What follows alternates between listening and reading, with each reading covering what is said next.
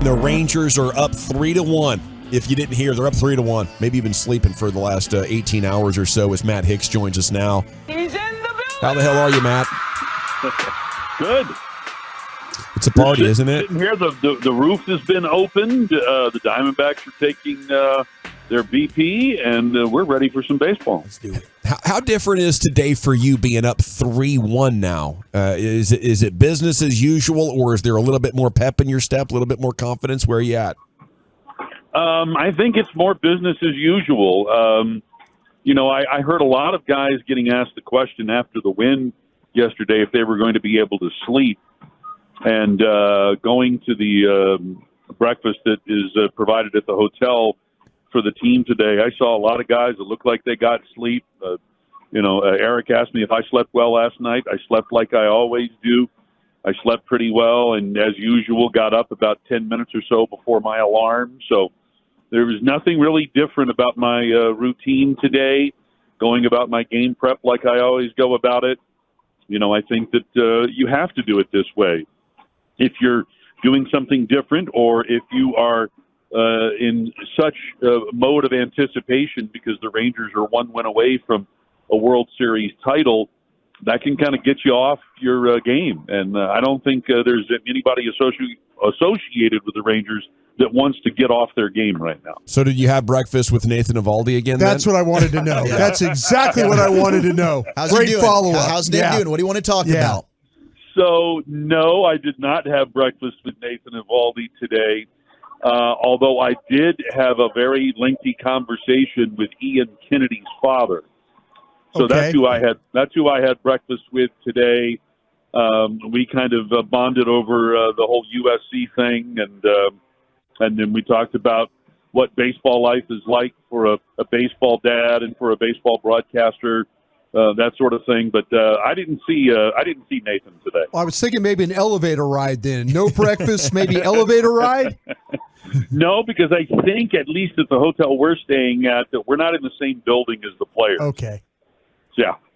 What are your expectations for Nasty Nate tonight after what we saw from him in Game 1? It just seems like this is the type of game you expect to get the best out of him. Yeah, his last time out in Game 1 obviously wasn't his best effort, but he's done a very good job all season long of making adjustments, figuring out what he needs to do better, facing the same team for a second time, what he needs to change. And so I expect that we'll see the Nathan Eovaldi that we have seen for most of this season here tonight. Hicksy, we were looking for a word earlier to describe this team, and we didn't want to use resilient. Do you have a word? You're so good with words. Do you have a word that would describe what you've lived here this last 8-9 months? I don't know as though I have a word to describe what this team's been through.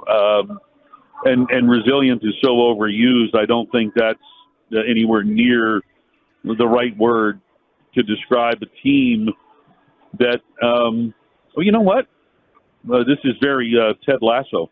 But this is a team that believes in itself. Mm. So maybe if there's a better word than resilient, it's a team that believes that it should be here and that it is very capable of winning a World Series. Do you think was Simeon a little bit frustrated when Janko slid tackle him last night? You had a great call on that, by the way. I couldn't tell. I was wondering. I don't know if he was frustrated. You've got two guys that are 100% bent on getting to that ball. And while, at least on the replay, I could see Janko yelling for it, I'm sure Marcus was also yelling for it. And, what ended up happening there, we got to see incredible athleticism from two players.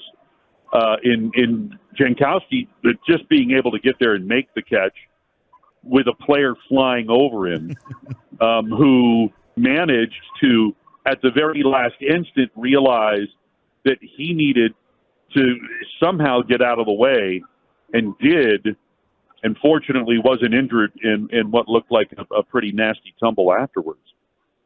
Hicksy, the midday show, now that Janko's replaced Garcia out there in the outfield, can we get an El Blondie El Blondie. El Blondie. Do you think we could do that? I saw that when I was looking through Twitter this morning. I don't know where I first saw it, but that is great. Whether it came from a fan or whoever that came from, Sure. that's one of the beauties of baseball, that people figure out how to make the game more entertaining. I don't know if I'll throw out an El Blondie, but if something good happens tonight, I might. So, Higgsy, you talk about the entertainment factor. The Athletic had an article today about a bullpen game in the World Series is just something that should not happen. Clearly, you're not going to have to worry about that. Hopefully, the series is over tonight, but the next three are laid out where we've got good pitching matchups. Somebody that has covered the sport and has been involved with the sport for as long as you have, is that a problem, having a bullpen game? Because I think you could maybe even argue the counter to that with the strategy that's involved. Yeah, I guess on the whole baseball meter, I sort of tend to be more of a traditionalist. But even if you go way back to the 50s and 60s, teams altered how they pitched in the postseason. You may have had a four-man in the days of the four-man rotation. You may have gone just with a three-man rotation, but you were talking at that time legitimate starters, whether you were talking your top three starters or your top four starters. And then a lot of people have, made mention of the fact that, the Diamondbacks, when they won the World Series in 2001, basically went with two starters in Schilling and Johnson. So the difference in the postseason, and especially in the World Series compared to the regular season, I think has always been there. But now the game is so much different than it was just 15, 20, 25 years ago that, these things are going to happen. This isn't the last time that something like this is going to happen. But I think essentially what it points out is that in terms of starting rotation depth, that the Rangers' starting rotation depth is better than the Diamondbacks' starting rotation depth. And it came to the fore in the game last night. It's Matt Hicks here with you on 105.3 The Fan. Do you think Jankowski can have that kind of game again? Well, he's definitely capable of it. And I tell you what, I don't normally kind of get out of myself on a call, but when Travis had that two-run double in the third inning yesterday, inside I got a little emotional because I root so hard for him when you think about his career in baseball and how for most of his career he's been a fourth outfielder who with some teams has gotten a little more opportunity perhaps than with others. But this year he got his opportunity, and when he had the chance to play on an everyday basis, he's a pretty good ball player. When he was playing every day, he was hitting right around 300 with an on-base percentage that was right around 360 or 370, and that plays anywhere, including in the postseason.